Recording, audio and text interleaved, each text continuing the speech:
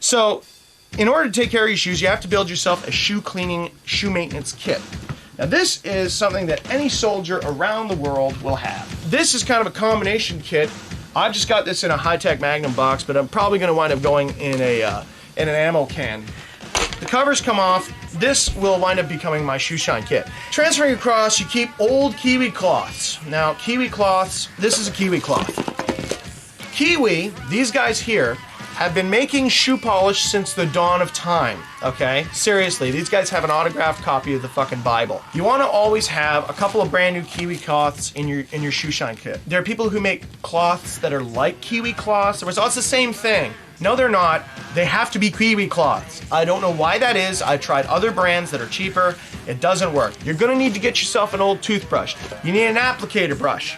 You wanna have a boot brush. Your leather care kit should have some saddle soap. To look after the leather, you should use saddle soap, and this is when your leather gets really shit kicked. When you've taken all the finish off of it, you want to go put some saddle soap on it to kind of restore it. Of course, now it has to be Kiwi brand shoe polish. If it is not Kiwi shoe polish, throw it away. It's crap, okay? First of all, you need a glass jar that's clean. So let's just head over to the kitchen and we'll check that out now. The first thing you want to get your hands on is a glass, probably a salsa jar. It's good, and this is where you keep your water. When you're doing your boots, you need water, and it has to be really cold water. This is the way that I was taught in the Canadian Forces to do it, and this is probably the oldest, most reliable way. Canada learned to do this from England, and God knows where England learned to do it. So you want to get as cold water as you possibly can. So you get yourself a glass jar, make sure it's clean. Get it clean, clean, clean. Super clean, drinkable, ice cold water. Now, when you're working, the first thing that's going to happen is your boots, these boots look like hell. So I'm going to show you what you're going to need to do. You're going to need to take your laces out of your boots.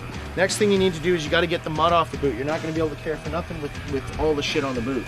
Get yourself a high-speed jet hose. Blast most of the dirt off that you can. You want to make sure you get all the mud off because mud is nothing more than small, tiny particulates.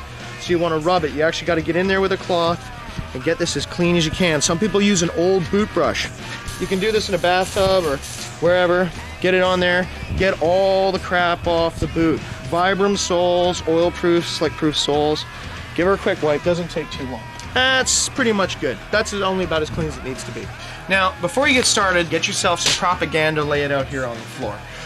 Take your boots, your towel. You want to make sure you get most of the excess moisture off. It's a good deal to make sure they're totally dry, but if you haven't got the time and you haven't washed them off before you came in the house like you were supposed to, get them to a reasonably dry state. Usually, most Kiwi, when you're putting on your base coat, your average can of Kiwi polish looks like this. Very, very hard. Kiwi polish is made of like a dye, the actual stuff they use to treat the boot, the actual polish material itself, and alcohol. There's alcohol inside of this. Alcohol is flammable. Now, alcohol also evaporates. So what we're gonna do is you need your lighter to apply your base coat. See, since there's so much alcohol in the Kiwi polish, you have to light it on fire. This will burn quite readily.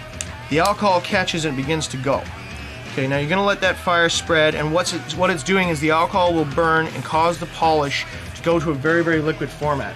While that's getting ready to go, you grab out your application brush. Keep this thing handy, okay? Now you want to be careful. This is alcohol. It's a very dangerous thing to do. Your smoke alarm's going to go off. When you're ready to put it out, you just cut off the air supply as such.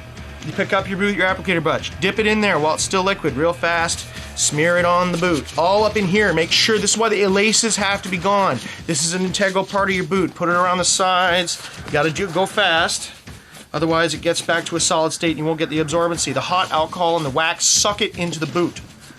Now you'll notice that with the boot, okay, so we got the base, you got to leave it for a little bit. When you're done, seal this back up. Now your hands are going to get dirty while you do this. That's okay. It shows you're honest in your work. Use your old Kiwi cloth as your rag. If you start using your towel as your rag for your shoes, your wife will fucking kill you. As this cools, more alcohol leaves, and as the alcohol leaves, it creates a protective layer on the boot. This is what the purpose of polish is. You let it dry. Let it dry, no problems. Next, out of the boat, take one of these. This is a boot brush. You take the boot brush and you simply go over the boot, just to get the excess off. We're not going whole hog on it here. We're just getting the excess off. Next stage, after you've got the polish on that, you want to make sure you do inside the welts. Take out this is your secondary coat of polish, okay? We're still on the secondary. Take your toothbrush, put it in there. You got to get in the welts. The welts are the spaces of the shoes. This is where the actual stitching of the boot is. Gotta get the welts done. After, again, you put on raw polish with a brush. Now use the big brush again to smooth it out. Make sure, again, get up on the inside. This area here is the most forgotten part. It's where the most of the wear comes on the boot. If you were to do this once a week, your boots would last you 10 years. Well, but wait, Sean, the insoles would wear out in 10 years. Well, when you're dealing with high quality boots, you don't throw away the boot, you keep the boot, and you pay $40 to get a new insole put on. As these insoles wear down, this whole piece here pops off. There's a padding layer that goes in. You take it to a tailor, these people who have existed for hundreds of years, and you get them to put on a new sole. $30 later, you're back to a brand new boot. No more disposable society. Look at that. Oh, muffin. The boots, at this stage, you continue to brush them until they're at a stage where you're happy with and you're like, okay, now the boot is good. And you're able to look at the whole thing, it's clean, you've got the polish all done, you get inside the welts. Now it's just a matter of doing this until it appears dry.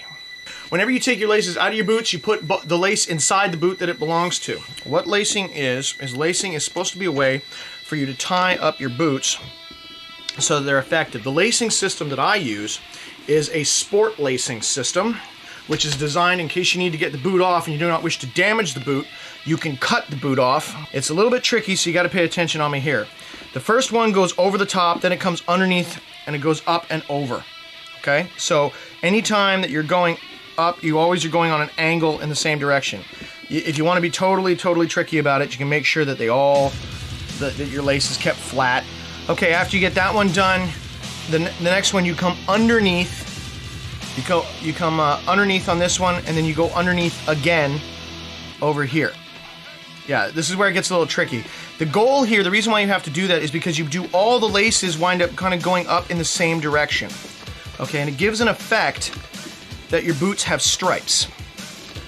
Okay, so this is how your boots look when they're all laced up. You use conflicting lines going on the upside so you get kind of a sergeant stripe effect, okay? The reason for this is because if ever you need to get your boots off in a hurry, if you were to damage your boot anyway, they got to get that boot off. Rather than cutting everything in the field, you take your knife, you run your knife up over the tops of the laces like this. All the laces are cut, you can peel the boot back without a problem. That is what it does. This is why you lace it this way. Okay. Well, how do you tie your boots?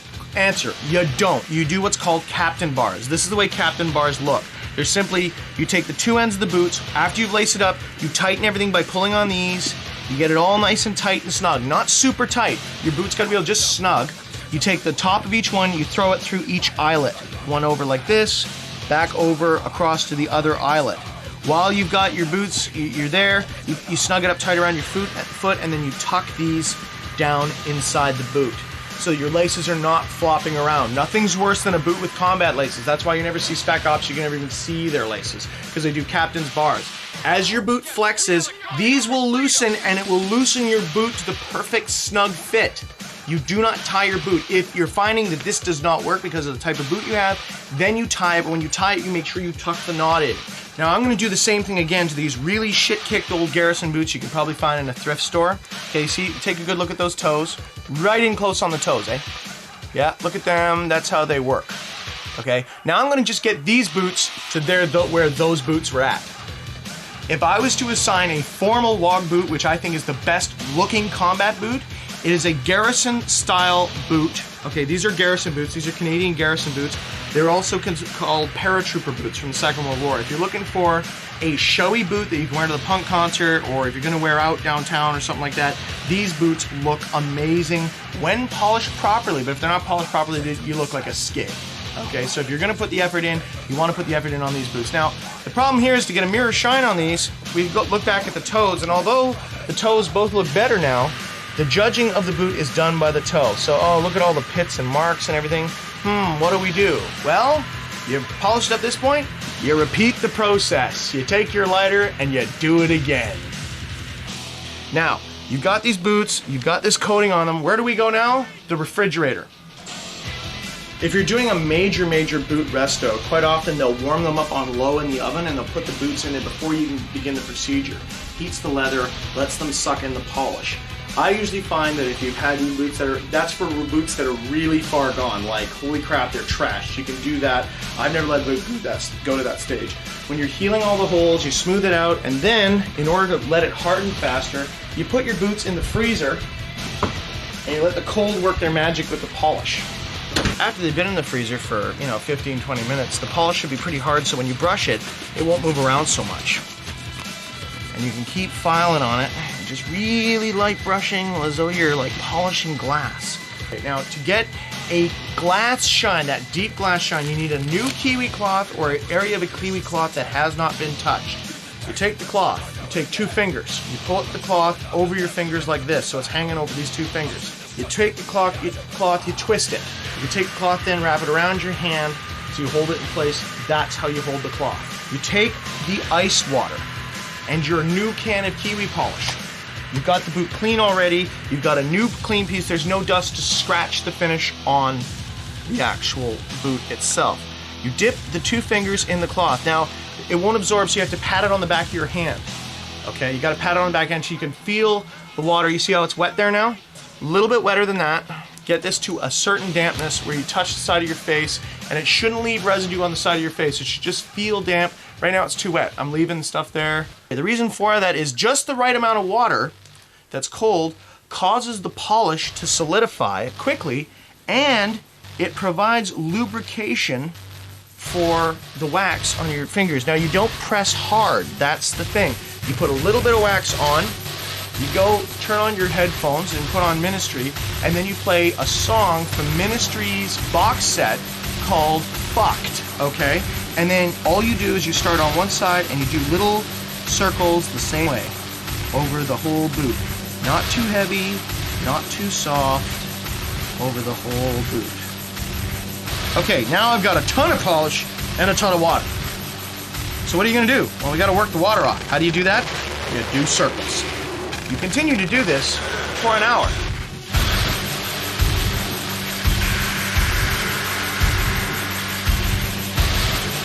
Okay, now when the circles start getting like you can't really see them, widen the circle and go over large areas. But this is right near the end where, it turns into a real polish now. Now you're like doing what you think you do with, like, think of your polishing like fine china. Okay, so now that we've got all the circles gone, we've worn it in, we breathed on it last few strokes to get it down. Okay, good deal. That looks like it's getting a bit of a shine. Great, so now what? You do it again.